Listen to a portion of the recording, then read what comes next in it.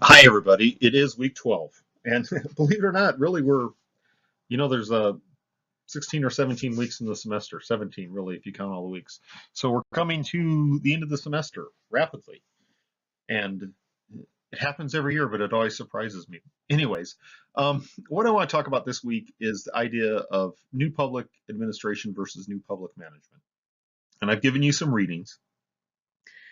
And these readings are going to define what's meant by these two terms. But really, I'm going to mention this at the end of this lecture, but the point is each of these ideas, new public administration and new public management, they're ways of looking at public administration. They're philosophies, really. So uh, each philosophy was proposed at a specific point in time. So they're historical, but it's not as if our thinking on public administration in general has moved beyond new public administration and adopted new public management, or moved beyond new public management and adopted something else like new public service, which we're going to talk about in a couple of weeks. In point of fact, my thesis here is that these philosophies about how public administration works are with us all the time. And so the way we approach problems in the public sector are influenced by philosophies that come from different historical directions. I mean, we haven't even completely escaped Weberian bureaucracy or the ideas of scientific management, have we? We see these ideas resident in a lot of our practices. We see these ideas resident in a lot of our language about public administration. So this week, I'm going to cover these two ideas. The other idea I'm going to cover is a different set of readings which I gave you, which have to do with the rulemaking process at the federal level. So I gave you some references I'd really like you to look at in Canvas. And I also referenced some links here in this lecture. So let me just say a word about the links. If you're looking at this in the YouTube version and the video version, you're probably not going to be able to actually link on those. So what you'll want to do is copy down those links or go to the PowerPoint version and click on the links there. And that will take you to the various places where I have asked you to go and look at links. So without any further ado, let me move on with that. Thanks. So the first thing I want to do is talk about the size of government. Before I talk about what the title slide said, the difference between new public administration and new public management, which were both intellectual movements, really in public administration and public management. But the overriding question that we always run into, really within public administration and in politics in general in the United States, is is the government too big? Is it big? Is it small? Is it too big? And so in this lecture, I've given you a lot of links that I'd like you to look at. You can either cut and paste them. You might not be able to click them on the video part of this lecture, but you should be able to go to these links. The question is government too big? And so here's a link that describes how many federal agencies there are. If you click on that link, you will get this page right here. This is an A to Z list of departments and agencies within the U.S. federal government, just like it says on the title there. And in fact, interestingly enough, not all the letters are used. That might surprise some people. So Q, X, Y, and Z don't have any agencies that start with those letters. But if you click on every one of those letters, or each one of those letters, you'll see a long list of agencies. And then you can click on the links for those agencies and you can understand what those agencies, large and small, actually do. So I'd encourage you to do that, to actually see the size and scope of the national level government. So I think you've seen this chart before in class, and this is really just an organizational chart of the national government. So the point for this lecture is to observe that the government is formed of a lot of different parts. And the first part is really what I call the constitutional government. So the Constitution, has several articles. Article 2 talks about the legislative branch, Article 3, the executive branch, Article 4, the judicial branch. So we know these as the three branches of government. But basically, under the executive branch, then we have all kinds of departments, and these are all cabinet level departments. These are the cabinet members that do have to be approved by the Senate after the president nominates these people to be heads of these departments. And so, of course, some of the more famous ones are, you know, the Secretary of Defense, the Secretary of State. Um, but the Secretary of State here, some become famous for various reasons. Betsy DeVos is famously the Secretary of Education. So we we know that these are the people that change every 4 years and probably more often. Um, Even if a presidential administration lasts 8 years, typically cabinet uh, secretaries might come and go. But down here are what we call independent establishments and government corporations. These are a little bit different even than regulatory agencies. And what I want to do is kind of distinguish between these things in a few slides here. So, so we say our national government is big, and let's just go ahead and call it big. But how did we get here? Um, so the original departments, um, you know, typically what we call the Department of, so the Department of the Interior, for example, the Department of Transportation, the Department of State, those really were established initially to take care of the core functions of government. So early on, um, the State Department was established to run foreign affairs. The military was run by the War Department, but also there was a Navy Department. You can see at the last bullet there that was really peeled off from the War Department in 1799. So for most of the nation's history, we had two departments that were military related, two cabinet level secretaries. Um, we had the Treasury Department established in 1789. That's important because it's in charge of revenue collection and disbursement of expenditures. The legal representative of the United States is the Attorney General of the United States, who later came to be the head of the Department of Justice. But that was established in 1789, and delivering mail was a very important function in 1789. Maybe we don't think of it as important today, but really, mail was the mode of communication. So the Postal Department, which is now an independent corporation, was established in 1789. And then, as the United States expanded, we started adding more departments. So the Interior Department was added in 1849 as westward expansion and national economic development was starting to boom.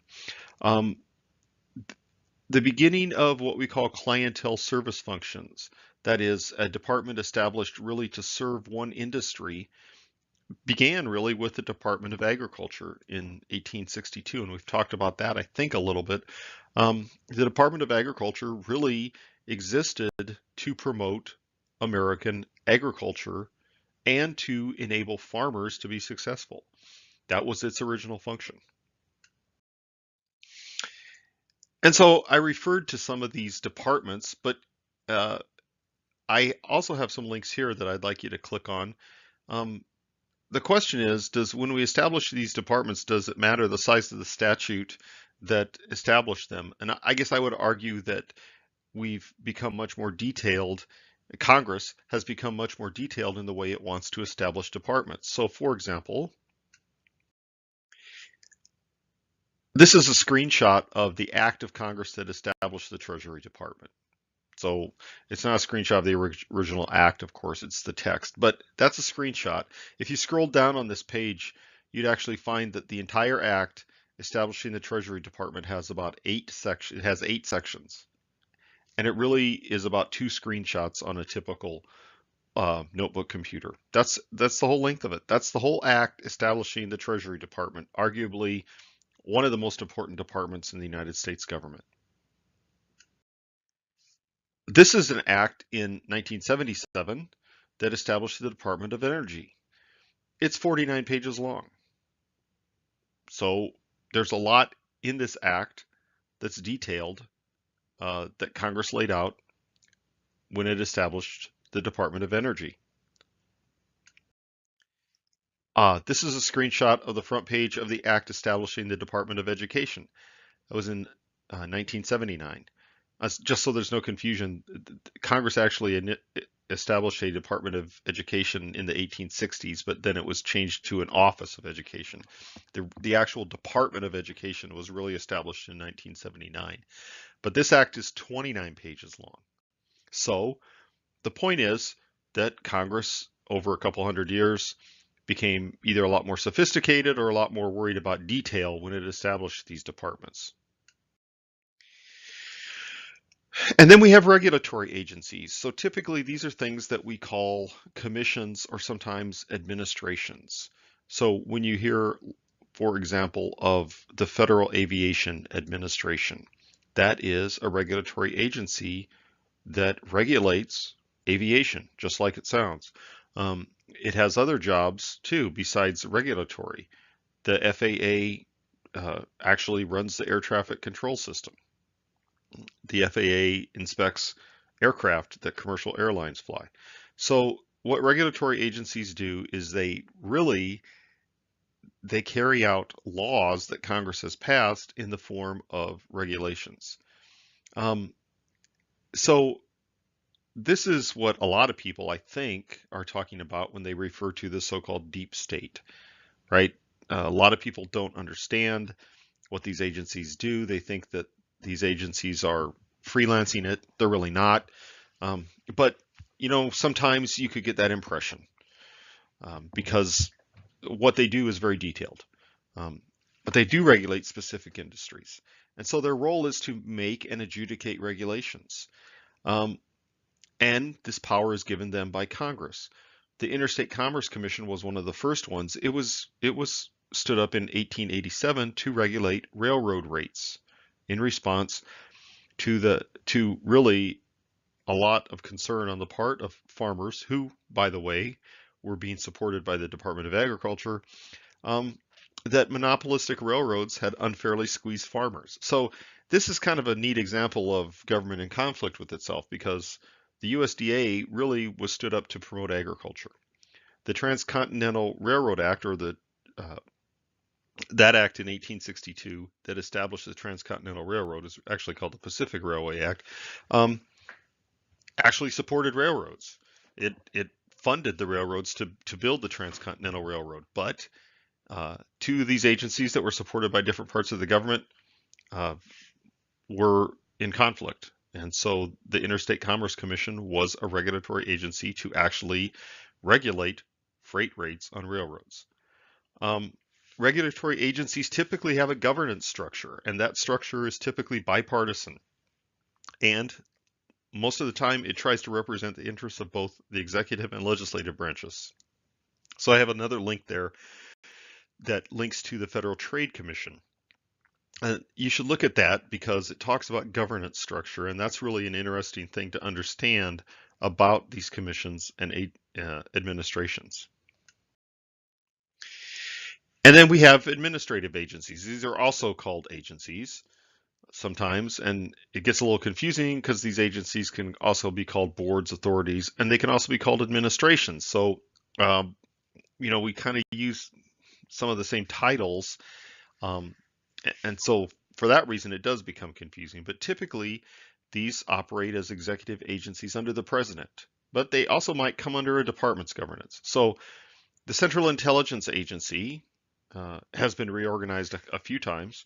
The Central Intelligence Agency was actually established by the National Security Act, and it was to be just what the title says, the Central Intelligence Agency, to actually centralize the collection and the analysis of intelligence from the military services and elsewhere. NASA, the space agency, comes directly under the president, actually comes directly under the vice president. That's the way NASA was stood up. And so regulatory power usually applies to a specified mission set, right? So NASA doesn't talk about regulation for the forests. But then again, just to keep us confused, um, agencies like the Food and Drug Administration, which you would think talks about food a lot, they make rules for prescription drugs. There are other agencies that deal in food too. The USDA deals in food, as does the Food and Drug Administration. So yes, it does become confusing. And then we have government corporations. Um, and this might actually discombobulate people even more. So typically these are capitalized originally and often continuously by the federal government, but sometimes they feature public-private ownership. Sometimes they're within an executive branch department, sometimes they're independent. The Tennessee Valley Authority was one of the early ones, but it also includes things like the Federal Deposit Insurance Corporation, which provides basically deposit insurance for depositors of banks. The United States Postal Service is a quasi corporate entity. Amtrak, the passenger rail system, yes, it is owned by the federal government, but it is run like a corporation. And we didn't even talk about things like the Smithsonian Institution in Washington and elsewhere, the National Institutes of Health, councils and committees, foundations like the National Science Foundation, the National Endowment for the Arts. And so, yes, I think we could argue that government is big, but so what? The so what is that we have to understand, I'm just going to go ahead and populate this table. We, as public administration scholars, as people with master's degrees in public administration, we need to understand the difference between statutes and regulations, laws and regulations. And most people, I would argue, don't understand the difference between law and regulation. And they both affect us. We are affected by laws and we are affected by regulations. Famously, the Trump administration and Congress right now are engaging in an effort to roll back regulations. And in spite of the fact it doesn't actually appear in the news that much, some do, a lot of regulations are being rolled back because Congress does have the power to do that in some instances. But statutes, laws, are passed by Congress. They're provided for broad social and economic goals and legal requirements. They do get their power directly from the Constitution, and they are often reviewed by the courts for constitutionality. And, we can argue that Congress passes laws to represent the will of the people. Some people argue the opposite, but that is why we elect Congress. On the other hand, regulations are issued by agencies. However, they do get their power from Congress, their power to make regulations, and they do prescribe specific legal requirements, usually in pursuit of congressional goals, that are written into laws. They are often reviewed by courts to determine constitutionality, and things like the limits of delegated authority and whether they are arbitrary and capricious. And finally, they are part of participatory democracy. So the regulation process is not done in secret. It's a public process. It's just that it's a complicated public process and not a lot of people understand it, but nevertheless, it is a public process. So what are the powers of commissions and some of these agencies? So, for example, the Securities and Exchange Commission is an example of an agency with powers similar to those of all three branches of government. It has legislative powers, meaning it promulgates regulation on what investors are supposed to do. It has some quasi-judicial power in that it can conduct hearings to determine whether people are violating the Security and Exchange Act. And it has executive powers, which means it enforces regulations by prosecuting violators. It really can prosecute and try violators and fine them. So agencies make rules, but how do they do that? So this is, in a nutshell, the U.S. rulemaking process. And this is all contained in mostly uh, in something called the Administrative Procedures Act that was passed in 1946. But there's been other laws that have amended and modified the APA law over time. But this slide, I'm not going to go through every box here. But basically, the point is that what you need to understand, really, Congress passes a law authorizing or requiring regulation. From there, the agencies kind of take over. And again, they don't do it in the middle of the night and in secret, because there's always down here, there's all kinds of public input on rules and regulations. Now, are all members of the public happy with the rules? No, certainly not. However, I would tell you that, for example, EPA rules on how much what the miles per gallon of a fleet of cars manufactured by an automaker is supposed to be had plenty of input from the manufacturers. Does that mean they're all happy? No, but they did have input. So here's some key laws in the rulemaking process. So the Federal Registry Act of 1935, it established this book called the Federal Register, which is published every single day, believe it or not. It's now published online, and you can see it there. I have a link for the Federal Register.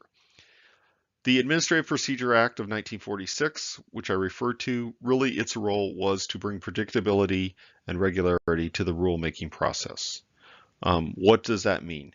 That means that there are timelines built into the rulemaking process, and you can see them there in the last few bullets of this slide.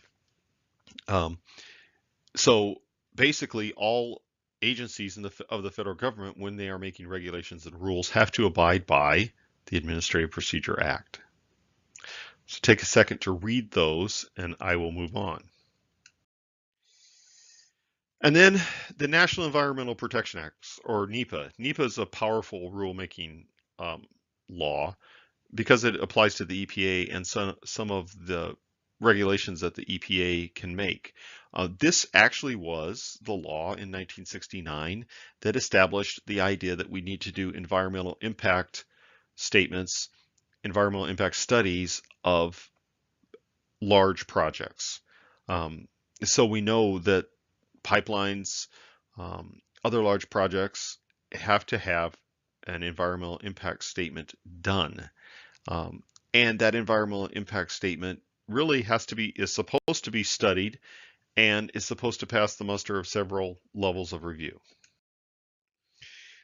And then, ironically, we have a law called the Paperwork Reduction Act of 1980, right? So that really was established to, reduce paperwork, but also to provide a justification for why the federal government has to collect information from non-federal agencies like businesses.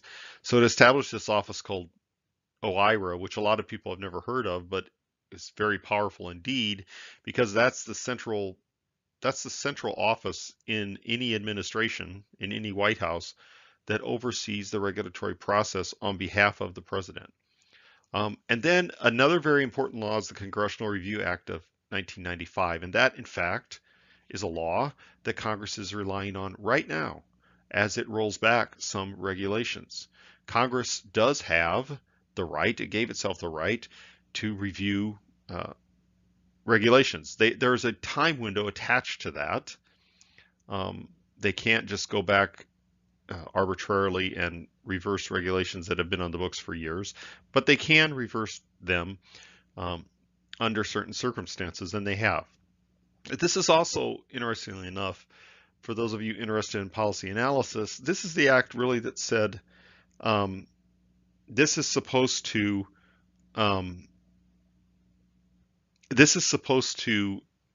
provide a cost-benefit analysis for every regulation that's created. And so this is interesting because really regulations are supposed to be justifiable.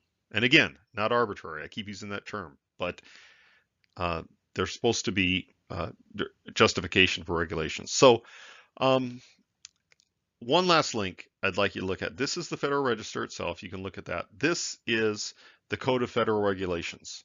So there's statute law and there's a code of federal regulations. The code of federal regulations has every regulation that is passed in the federal government. So you should take a look at that.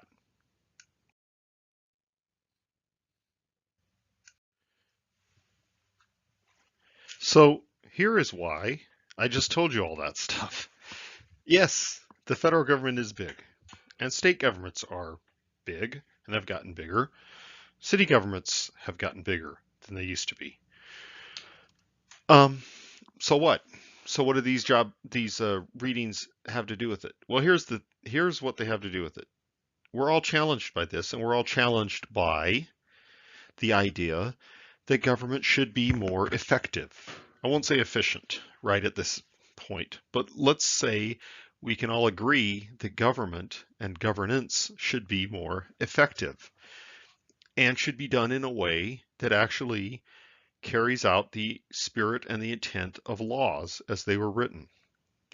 So these movements or philosophies, New Public Administration and New Public Management, were really both launched in that spirit. The government should be more effective, and that public administration scholars wanted to be part of doing that. Public management scholars in the case of New Public Management. So I had to read some articles on New Public Administration, and it's really important to contextualize it. New Public Administration was really almost a subversive movement by a group of young scholars around 1969. It was really a contention among these scholars that academia was really part of the problem in the institution, if you will, and not part of the solution. They saw traditional public administration as focusing on institutions and bureaucracies. So remember, we talked about Gulick. We talked about the Brownlow Committee. This is what this group of young scholars thought. They said, "Hey, look, we're asking the wrong questions.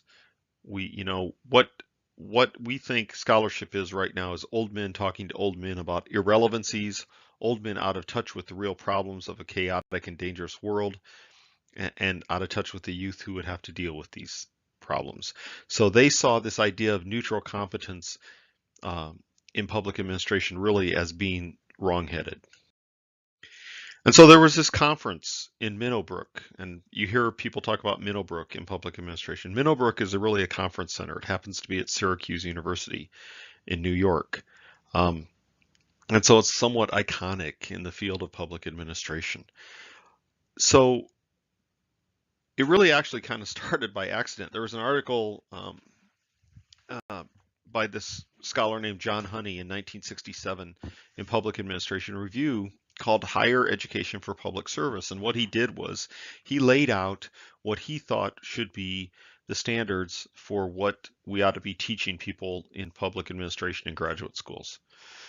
Well, a lot of public administration and political science scholars really took issue with his conclusions. And they said, and his assumptions really, they said that PA was asking the wrong questions.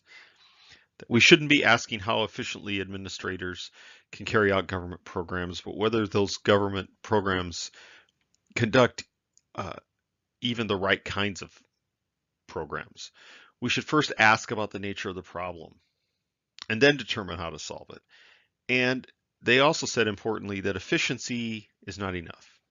That efficiency is not what we should just be studying. We should actually add equity to this list of values that public administration scholars are worried about. So what's the context of new public management? And the reason I bring this up, by the way, is because I've had students use them interchangeably, and they're not really the same thing at all. New public management really has its roots in Reaganism. When President Reagan came to office, he said in 1981, "Government is not the solution to our problems. Government is the problem." Actually, President Carter had really started some of this kind of anti-bureaucracy movement at the federal level. He doesn't get a lot of credit for it, but he did. But President Reagan was elected into office probably because of a large loss of confidence in government institutions, not unlike what we have felt in the past few years. Um, but following the Vietnam War, following the Watergate crisis and the resignation of President Nixon, the really sort of blah Ford and Carter years of the 1970s, the Iranian hostage crisis, the failed rescue that went with that. And then there was really a long period in the 70s of hyperinflation and loss of wages. And along with that, by the way, the deficit at the federal level was growing more and more. Um, and so people saw that well-intended government programs were creating states of dependencies for beneficiaries. And during the 80s, people saw a growth of confidence in market-based solutions, really in places like New Zealand, um, the UK, Australia, and then really the US later on. Um, and so PA itself, public administration, was seen sort of as part of the problem. And so once again, what new public management says is bureaucracy is the problem. New public administration said the same thing. They just had different ways of approaching the solution to bureaucracy was a problem. What new public management said was that the emphasis should be on the private sector, uh, and that we, in both the private and public sector, we should try to flatten organizations and drive out what they call bureaucratic solutions to problems. So, what are the goals of new public administration and new public management? Um, so they're not necessarily incommensurable.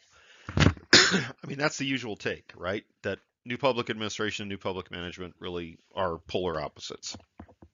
They both assert that bureaucracy has failed. They both sort of present something of a straw man of what they call classical public administration in order to advocate their new view. Um, and they both support the notion that managers and leaders can make a difference. Um, NPM would probably refer to managers more, and NPA would refer to leaders more. So here are some of the similarities. But again, this is from the Frederickson article, but these are the similarities. And again, they sort of see the same problem but have different solutions, right? So a new public administration said there was too much trust in expertise and organizational capability and too low questioning of the bureaucracy. New public management said, bureaucracies are just bankrupt. New public administration called for flexibility. New public management called for innovation. New public administration said we're not as concerned about citizen demands as we should be, and new public management said let's just call those citizens customers and empower them. New public administration said there was an over-optimistic view of what government can or should accomplish, and they said actually they wanted to be more optimistic about it. They said government actually can fix things if we ask the right questions. New public management actually said, government can fix things if we move away from bureaucracies and empower people. So, just briefly, new public administration was really process oriented, right? We need to look at processes. We need to ask questions about what it is we're trying to do, and then come up with the right processes, not so much the right organization, the right bureaucracy like Gulick was talking about and Brownlow, but what are the right processes? New public management famously had several sort of proverbs that they put out there, things like steering rather than rowing, empowering rather than serving, replacing bureaucracy with market processes. All these came from the book Reinventing Government by Osborne and Gabler. But they said, really, we can make government better if we just adopt these practices that are typical in business, or they said were typical in business and atypical in bureaucracies. So new public administration was calling for more of a relevance of public administration. So that is, how can PA offer more and better services with available resources? And that is efficiency. And how can we how can service levels be maintained while spending less money? That is economy. But added to that is, how does this service enhance social equity? How do we encourage civil servant and citizen participation? And how do we encourage citizen choice? On the other hand, new public management was a call for empowerment, and we've all heard this term empowerment. So empowering the customers, read as the citizens by some people, but calling them customers. Um, Public employee empowerment and customer choice. So one of the really big differences is, do you call people citizens or do you call them customers? And actually, just using that terminology inspires a lot of emotional debate on the part of a lot of people. So new public administration is kind of getting back to what Wilson was talking about, but they had a different take. They wanted an effective professional public service. Um, they wanted democratic public workplaces. Uh, they wanted to stress job satisfaction and a sense of mission on the part of public administrators. On the other hand, what new public management said was managers matter. Managers make a difference. One of the great books on this really is um, by Mark Moore, and I think some of you in class are reading it, where he talks about empowering managers in public management. But new public management calls for empowered employees and enterprising employees. So really, it's an entrepreneurial approach. And so the values of NPA versus NPM, NPA really consciously addresses this idea of democratic government. So really, this is not the politics administration dichotomy. They're saying we shouldn't do that. Administrators should be involved politically if that means that administrators are sticking up for minority rights, for example, worrying about the allocation of benefits. New public management, and a criticism of it is that it claims an apolitical stance, basically saying that efficiency in government is neutral. So the question is efficiency in government, can it really be neutral? Um, because it ignores the idea that politics really is essentially, it's a contest of allocation between people who get things from the government, people that don't. Okay, so given all this long lecture where I've talked about a couple of different things, I want to describe the discussion for this week, for week 12. I'm giving you a choice of two questions to answer, and they're listed right here. So one is, we talked about what we call new public administration, the Middlebrook conference, which where that originated, versus new public management. They have different emphases, and from your readings, you saw that too. But what I want you to think about is this idea that these are movements of thought. Okay, they're not necessarily periods of time where we said new public administration occurred from 1969 to 1981 or something like that. And new public management started in 1985 and went on through 1999. In fact, they're both ways of looking at public administration, public service, public management. So what I'm asking you to do in this first question is think about the role of the public leader or manager within each of these if you consider them philosophies. So yep, that's an open-ended question, and I kind of like those open-ended questions because they get you to connect the literature to your own thinking. The second question really kind of goes back to what I presented to you and what I provided in the reading on the rulemaking process. And so, yes, we do live in something called the administrative state.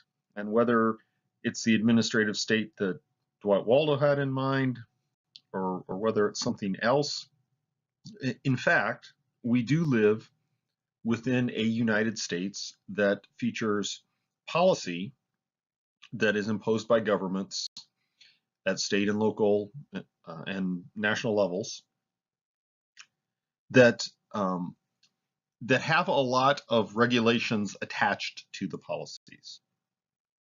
So one of the goals of the Trump administration coming into office was taking down a lot of regulations, which were seen as unnecessary. So that's not really that original a thought. I mean, a lot of people have come up with that idea over time. But the point is, from what you know about this rulemaking process, do you think it impinges on the constitutional democracy that the founders envisioned, or is it a necessary element to have such a process in order for us to actually implement this thing we call the administrative state? So each of these questions kind of open-ended, but I'd like to see your thinking on them. So that is it. Here are the references, and I'm looking forward to reading your perspectives. Thank you.